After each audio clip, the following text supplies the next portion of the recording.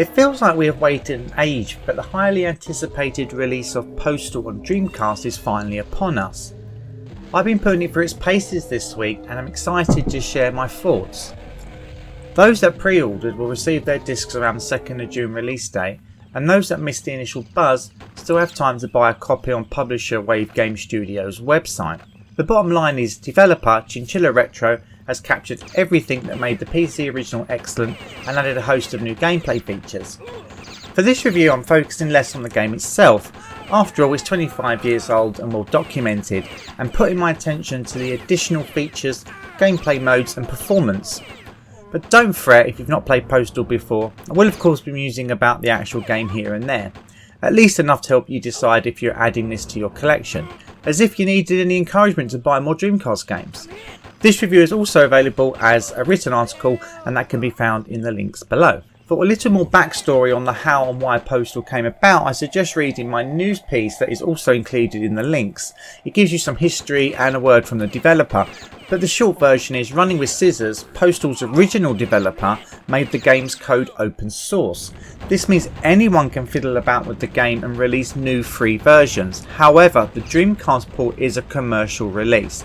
Running with Scissors has given their blessing in a deal with both Wave Game Studios and Chinchilla Retro.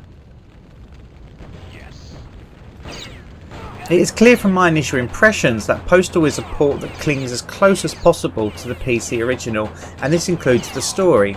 Well, I say story, you're a postal dude and you wake up one day and decide to kill everyone. It sounds barbaric, and that's exactly what it is. You're no hero. You're not saving a cat from an evil taxidermist. You've gone postal. There's not much else to consider. Just kill everything and complete each level. And make sure you have fun. Petrol bombs are extracurricular, but large fires are comforting to Postal Dude. Chinchilla Retro has done a fine job importing Postal to Dreamcast. The colours, animations and hand-painted backdrops displayed beautifully, and the agonising voices of dying innocents are clear and punchy. This port runs every bit as good as the PC version, and I experienced no bugs or slowdown during my 2 playthroughs of the main game. My only gripe, and it's a small gripe, is that the initial loading of each level can take a while. This is not surprising considering it's a PC game being optimised for the Dreamcast, but it's worth mentioning. There is full VMU support to save level progress, settings and high score tables. A graphic of Postal Dude is displayed on the VMU LCD, and you can use both ports of the standard controller. I also tested a 4x memory card, and this worked fine across many of the different memory pages. The options and game screens have optimised displays, but you can select the original HUD if you prefer. There are no hangovers from the PC version either. Dreamcast buttons replace the original keyboard commands to help with navigation, and they are configured perfectly. It was always going to come down to how well Postal plays on the Dreamcast. We know the game is fun, but does the Dreamcast controller do it justice? The answer is a resounding yes, as the analog stick is perfect for aiming and moving. The control system feels accurate with separate auto-aim and free fire buttons that you hold down. Your triggers control shooting and ducking, but I found little use for the latter. Access to weapons is through the D-pad and nothing feels awkward to select. Everything fits in neatly on the controller and it's a pleasure to play. As a bonus, Postal also features true twin stick compatibility. This is the most fun way to play, but don't worry if you lack a Dreamcast twin stick. By using a Brook Wingman SD, you can access the twin shooter system on a modern controller. Having another twin stick game on the Dreamcast is excellent, and it has been implemented well here. It feels natural using the left stick to move and the right to fire, although it's just as good with the standard controls.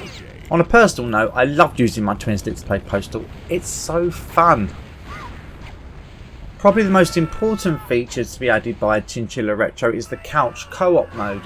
The original Postal had multiplayer games via a local network, but this has been removed and replaced with a special Dreamcast 4-player mode. I've only played this with 2 players so far, but it ran well and was lots of fun revelling in the carnage with another player. Although an online multiplayer mode is missing, Chinchilla Retro says it is possible to develop one. Perhaps we may get a Postal for matching service in the future. Almost all the original game modes have made it over. Challenges include Gauntlet, Capture the Flag and Timed can be played. These add longevity, which is a good thing seeing as the main game, while tough, is quite short. Another bonus is the inclusion of 6 extra levels, courtesy of 2 expansion packs included in the Dreamcast port. The only omissions are the multiplayer network capabilities and level editor, but neither of these are missed in this version.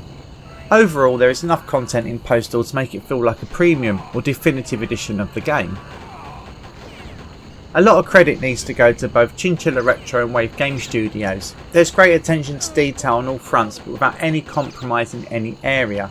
Postal itself is easy to pick up and play and feels at home on the Dreamcast. The package design is well executed and it's great to see the team get running with scissors involved to make it official. While not perfect, there is much to admire about the quality of this release. Postal is a must buy for indie game fans and is a contender for Dreamcast Game of the Year. Thank you to Wave Game Studios and Chinchilla Retro for a review copy of the game, and you can purchase a copy right now on Wave Game Studios website.